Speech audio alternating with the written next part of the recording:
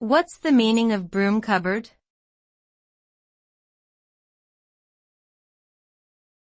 Broom cupboard.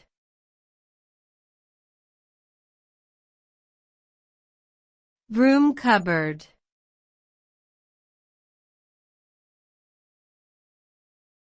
Broom cupboard.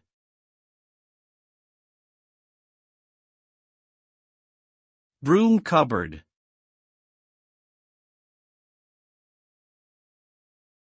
In common usage, a broom cupboard is a very small and often cramped storage area where cleaning supplies such as brooms, mops, and cleaning agents are kept.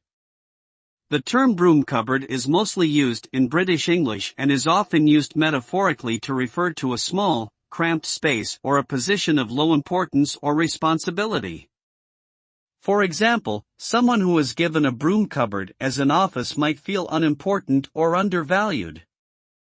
The term can also be used to describe a secret or hidden location where people might hide things or have private conversations away from prying eyes.